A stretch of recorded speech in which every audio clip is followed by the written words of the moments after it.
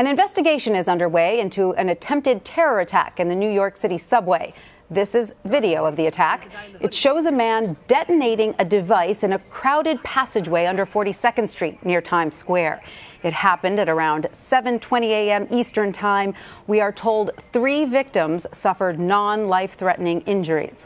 And as you can see in this photo, the suspect was also injured. He reportedly had the device strapped to his body when it detonated, but it is unclear whether this location was his intended target. He is now in police custody.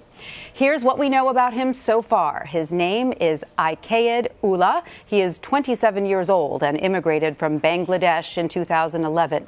Records indicate Brooklyn has been his permanent residence. We've also learned he traveled to Bangladesh earlier this year and had visited the United Arab Emirates as well. Now the NYPD, ATF, and the FBI are all on the scene. It is unclear whether the suspect had help from others in planning the attack, but officials say it does appear he was at least inspired by terrorists. As New Yorkers, our lives revolve around the subways. When we hear of an attack in the subway, it's incredibly unsettling. And let's be also clear, this was an attempted terrorist attack. Thank God the perpetrator did not achieve his ultimate goals. DeMarco Morgan is on the scene in Midtown Manhattan for us. DeMarco, what is the latest there? Tanya, we can tell you this is still a very active crime scene, but traffic is now moving back smoothly down here, down one of the avenues here. This is 8th Avenue and 42nd Street here in Midtown. For a while, for a couple of hours, this place was completely shut down at a standstill, which you know on any given day, especially during morning rush hour here in Manhattan, that is trouble for pedestrians, those who commute in and out of the city. This is a heavily populated area. Times Square is not far from where we are standing, but we are having a report that the trains are running. They are not making any stops at the 42nd Street location as of last check, but they are still running, and the buses are also back in service right now. So that is the good news here. The also other part that good news that we can report is that clearly there were only 3 people who suffered minor injuries. The suspect was also injured in this incident, but it could have been much worse because we were told that he did have a pipe bomb, but because it malfunctioned, it did not detonate the way that he probably had hoped it would have been. He was en route to Times Square when he was making his way here when that device malfunctioned. So it could have been a lot worse, especially when you think about the number of people. There are 200,000 people just about on any given day, especially during the week, that come through the Port Authority and this area alone when it comes to traveling. So the scene is pretty much under control. Authorities were very quick to sort of assess the situation, which is something good, and reopen this area after about an hour or two. So things appear to be normal, but they're still very vigilant and alert. All right, DeMarco Morgan, thank you so much for that. Let's turn now to Paul Viollis. He is a CBSN security analyst and former FBI assistant director. Paul, thanks for being with us. What are officials on the scene of the explosion looking for right now? Right now, the main mission of the crime scene is to gather as much physical and trace evidence as possible. So, we understand 2 things. One, it's fairly obvious that the individual didn't plan to have this pipe bomb detonate where he was. So what really promulgated that? And then 2, what other device did he have with him?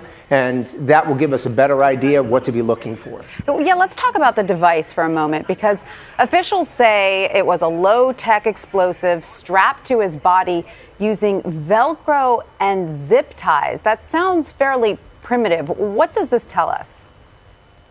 Primarily, it tells us that he was educated over the internet, which we know that ISIS has done an exemplary job in using social media and the internet to recruit, to train, and to execute attacks and to bring new personnel in. So just when you look at the device itself, we need also to keep around the ball here with respect to the crudeness of that. We go back to Boston, and that was a pressure cooker. That was a crude device, and look the kind of damage it did. Mm-hmm. So we need to understand, even though this was a pipe bomb, it wasn't detonated in the manner that clearly he intended to.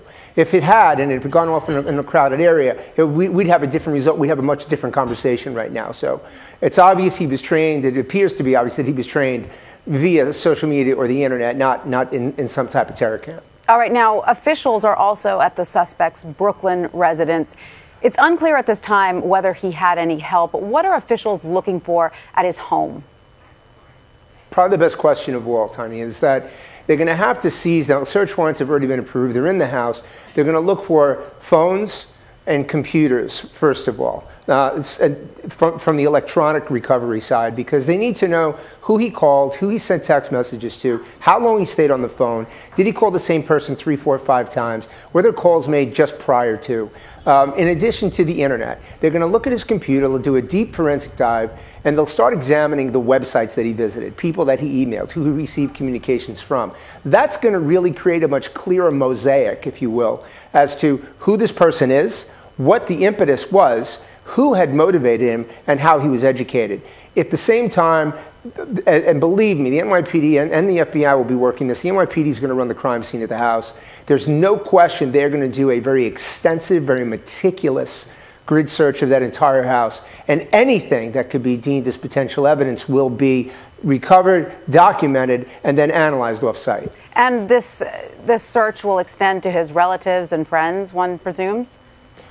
Right. Think of something, Tanya, as a cascade. So we get a piece of information, and that's all today's going to be. It's going to be a piece of information. From that, there'll be layers of an investigation that will follow. Vis-a-vis, I'll give you an example. So they go ahead and they uncover that he'd been communicating with one particular person via email. That person now will be interviewed.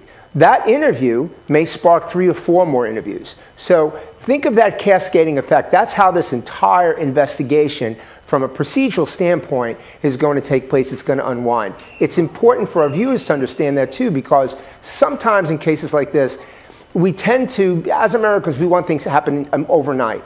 Don't expect us to have an answer overnight. It's going to take time because it needs to be done right and needs to be done methodically. But that's why it's going to take that long, because other people are clearly going to be involved. All right, now this appears to be an attempted attack on the New York City subway system. About 6 million people use the subway every day. What can law enforcement do to protect such a populated system that we all ride? Right. Well, that's the question everybody's going to really want to put their arms around, and we need to be very cautious and very judicious in the manner that we communicate with the public on that, because realistically, are we going to place bomb-sniffing dogs at every subway entrance around New York City, at every Amtrak entrance? I don't think that that's foreseeable. I really don't. Now, it may come down the road, but we have to use a combination of things with respect to what we have in our arsenal to protect ourselves in order to provide an amplified level of protection. I'll give you an example for that. One, the public's involvement in providing a second layer of protection here is going to be key. I know that we say oftentimes, when you see something, say something, and that's fine. As law enforcement, as government, we need to do a better job at educating the public as to what something is. And I think we're going to head down that direction. When we look at the subway system, we see how vast it is, and again, how many people travel in there.